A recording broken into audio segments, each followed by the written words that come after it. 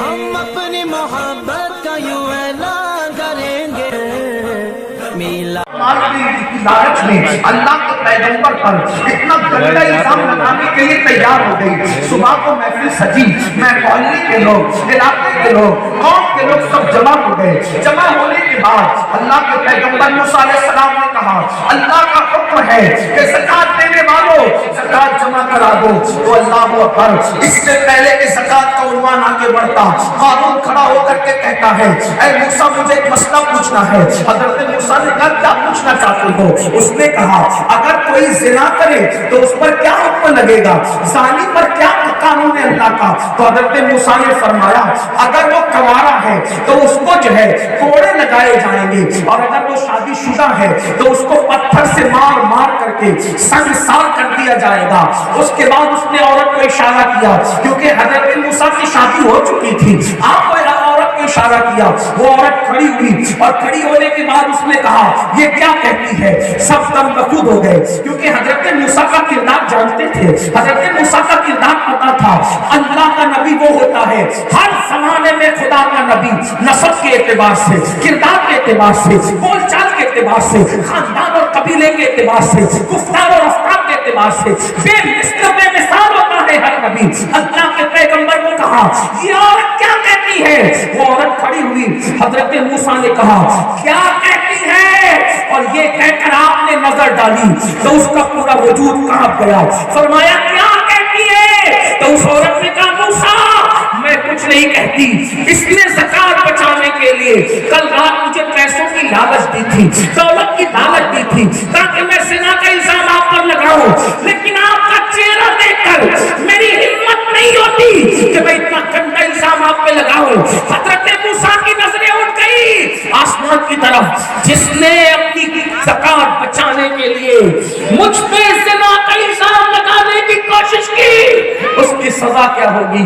اللہ نے فرمایا آپ کا اختیار موسیٰ, آپ کا اختیار, جو چاہے اس کو سزا دیں. حضرت موسیٰ نے زمین سے کہا اے زمین اس کو دھسا دے اپنے اندر. جب قارون زمین میں کمر تک دھسا, یہ دولت کی نحوست ہے, کمر تک دھسا تو کہنے لگا موسیٰ میرے قبضہ, میری دولت میں قبضہ کرنے کے لیے کتنا خوبصورت بہانہ تم نے نکالا, مجھے زمین میں دھسا رہے ہو. اللہ کے پیغمبر نے کہا رک جا زمین, اب اس کی جتنی تجوریوں کا مال ہے وہ سب اس کے سر پہ رکھ دیا جائے تاکہ یہ الزام نہ رکھے کہ میں قبضہ کر لوں گا. فرشتوں نے اس کا سارا مال اس کے سر پہ رکھا. ابھی تو اکیلے دھس رہا تھا, ابھی مال کا وزن لے کر کے حضرت موسیٰ نے کہا دھسا. جب زمین کو کہا دھسا, زمین دھساتی نہیں. موسیٰ علیہ السلام نے کہا دھسا, دھساتی نہیں. موسیٰ دنیا میں رہے, قارون دھستا رہا. موسیٰ دنیا سے چلے گئے, قارون دھستا رہا. حتیٰ کہ حضرت موسیٰ علیہ السلام کے دنیا سے جانے کے بعد کم و بیش 2000 سال تک کے قارون دھستا رہا, دھستا رہا, دھستا رہا. لیکن ایک دن آیا, اللہ اکبر, ربیع الاول کی 12ویں شب طلوع ہو چکی تھی اور اس وقت صبح صادق کے قریب آمنہ کا نام عبداللہ کا در یتیم تمہارے اور میرے آقا جب اس دنیا میں 12 ربیع الاول کی صبح حضرت آمنہ کے گھر آتے ہیں, حضرت سید اعجاز کامتوی کہتے ہیں دیکھو کون آئے ہیں, آمنہ کے آنگن میں رحمتوں کے سائے ہیں. آمنہ کے آنگن میں پاؤں پاؤں چلتے تھے, مصطفیٰ فرشتوں نے اپنے پر بچھائے ہیں. آمنہ کے آنگن میں ایک اچھے کی خاطر, سب سے اچھے کی خاطر اچھے اچھے آئے ہیں. آمنہ کے آنگن میں حضرت آمنہ کہتی ہے اب ذرا اپنے نبی کی شان سنو. آپ نے پنجتن کا عنوان دیا ہے, میں پہلا تن پڑھنے لگا ہوں. اپنے نبی کی شان سنو. حضرت آمنہ کہتی ہے جب میرے شہزادے محمد کی آمد ہوئی تو میرے گھر کی چھت کھل گئی اور ستارے میرے سر تک آ کے جھکنے لگے. ایسا لگتا تھا جیسے مجھ پہ گر پڑیں گے, لیکن ستاروں سے آواز آتی تھی الصلاۃ والسلام علیک یا رسول اللہ. اللہ اکبر, گویا کہ فرشتوں کا حکم تھا اے عرش نشینوں, اے آسمان کے رہنے والوں، اے آسمان کے باشندوں، جاؤ آج آمینہ کے آنگن میں اس کا دیدار کر لو، اس کی زیارت کر لو، جو اللہ کا نور ہے، اللہ کا محبوب اعظم ہے، اللہ کا وزیر اعظم ہے۔ تو عرض یہ کر رہا تھا، حضور دنیا میں تشریف لائے، حضور کا قدم زمین پہ پڑا، کم و بیش 2000 سال تک جو قارون زمین میں دھستا رہا، جب میرے نبی کی میلاد کے موقع پر قدم حضور کا زمین پہ پڑا، اللہ نے کہا اے زمین، اب تک قارون دھستا تھا زمین میں، لیکن میرے محبوب کے قدم لگے، اب قدم لگنے کی برکت سے آج کے بعد قارون زمین میں نہیں دھسے گا، بلکہ اب اس کو یہی روک دیا جائے گا۔ آپ سے پوچھنا چاہتا ہوں، رسول اللہ سے قارون کا کوئی تعلق نہیں، قارون کا حضور سے کوئی تعلق نہیں، صرف میلاد ہو گئی، زمین پہ قدم رکھ گیا تو قارون زمین میں دھسنے سے بچ گیا۔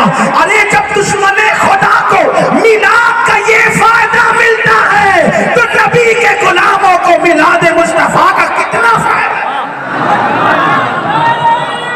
قارون اس کے بعد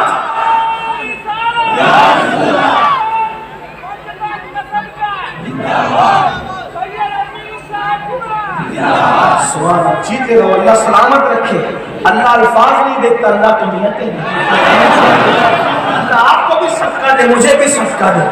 تو حضور کے قدموں کی، یہ میرے نبی ہے، نبی کی شان ہے، کم قدم رکھا زمین پہ، میلاد کی شب پیدا ہوئے، قارون کا دھسنا بند ہو گیا، دریائے ساوا خشک ہو گیا، دریا خشک ہو گیا، جتنے بادشاہ تھے سب کے تخت اوندے ہو گئے۔ ملک شام میں کسرا کے ملک شام کے محلہ سیدہ آمینہ نے اپنی آنکھوں سے دیکھا، مکے میں بیٹھے بیٹھے کعبہ حضرت آمینہ کے گھر کی طرف جھک گیا، حضرت جبریل نے جھنڈے نصب کیے۔ یہ نبی کی شان، اور اپنے نبی کی شان کیا، اپنے نبی کا مقام کیا، اپنے نبی کا مرتبہ کیا، بس اپنے نبی کی شان پڑھوں، اس کے بعد ایک کی طرف پہنچوں۔ دیکھو آپ نے سنا ہوگا یوسف علیہ السلام بہت خوبصورت تھے، میں نے کہا بہت خوبصورت کتنے؟ ام المومنین حضرت عائشہ صدیقہ نے پوچھا آقا یوسف اور آپ کے حسن میں فرق کیا ہے؟ فرمایا عائشہ اللہ نے میرے حسن کا آدھا میرے بھائی یوسف کو عطا کیا۔ اب توجہ کرنا مسلمانوں، یوسف اتنے خوبصورت تھے، حضور کا آدھا حسن یوسف علیہ السلام کو ملا، آدھا حسن کا آدھا حصہ حضرت یوسف کو ملا۔ تو یوسف کو دیکھا، توجہ کرنا، یوسف علیہ السلام کو دیکھا تو مصر کی عورتوں کی انگلیاں کٹ گئی، یوسف کو دیکھا تو مصر کی عورتوں کی، اپنے الفاظ میں اب کہہ دوں، یوسف کو دیکھا تو یوسف علیہ السلام کو دیکھ کر، چہرہ دیکھ کر، علم والے عقل والے دانشوروں پڑھے لکھوں کی توجہ، یوسف علیہ السلام کا چہرہ دیکھ کر انگلیاں عورتوں کی ٹکڑے ٹکڑے ہو گئی، لیکن ٹکڑے ہو گئی، ٹکڑے ہو گئی کس کو دیکھ کے؟ چہرہ یوسف دیکھ کر انگلیاں عورتوں کی ٹکڑے ٹکڑے ہو گئی، لیکن میرے نبی کا حسن کیا؟ چہرہ تو نہیں دیکھا، صرف میرے نبی کی انگلی دیکھی تو چاند ٹکڑے ٹکڑے ہو گیا۔ دیکھو چہرے میں انگلی میں فرق کیا ہے؟ وہاں چہرہ دیکھ کے انگلیاں ٹکڑے ہوتی ہے، یہاں انگلی دیکھ کے چاند ٹکڑے ہوتا ہے۔ اور پھر ایک خاص بات، یوسف کا حسن دیکھ کے انگلیاں ٹکڑے ہوئی مگر جڑ نہ سکی، یہ میرے نبی کا حسن ہے، انگلی دیکھ کر کے چاند ٹوٹتا بھی ہے اور انگلی دیکھ کر چاند جڑتا بھی ہے۔ وہاں سے ٹوٹنا ہے، جڑنا نہیں ہے، یہاں ٹوٹنا بھی ہے، یہاں جڑنا بھی ہے۔ اسی لیے میرا سب سے اعلیٰ والا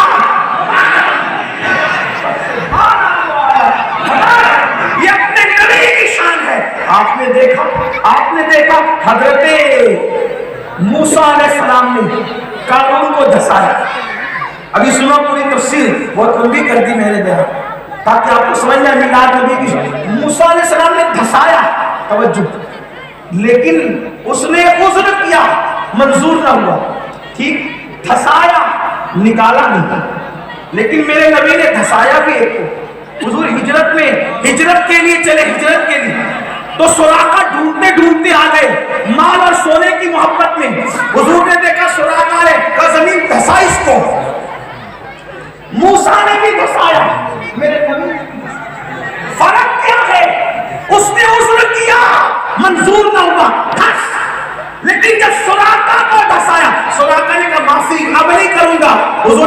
ڈال دے.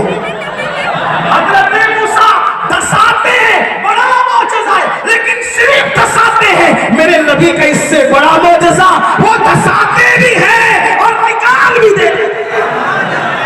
اور پھر شان دیکھو, نبی کی شان دیکھو. فرمایا سراقہ سونے کی لالچ میں آئے ہو, میں تو تیرے ہاتھوں میں کسرا کے کنگن دیکھا. اور جو کرے کسرا کہتے فارس کا ایران کے بادشاہ کا لقب تھا کسرا. توجہ کرنا, کسرا کے کنگن دیکھ رہا ہوں. ارے کوئی کہہ سکتا تھا حضور آپ اکیلے جا رہے ہیں, ساتھی کو ساتھ لیں گے؟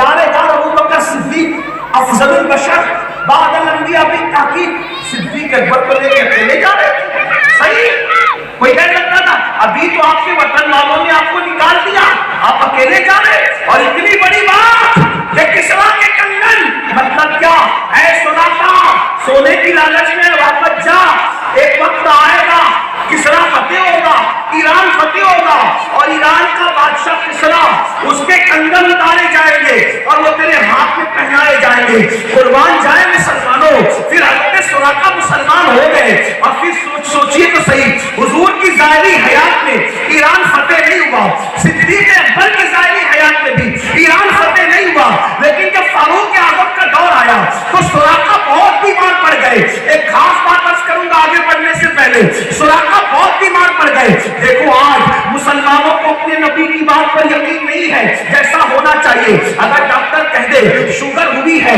میٹھا چھوڑ دے, پیٹا چھوڑ دیتے ہیں. کیوں؟ جان بچانے کے لیے. رسول اللہ نے فرمایا نشہ چھوڑ دے, کتنے لوگ چھوڑ رہے ہیں.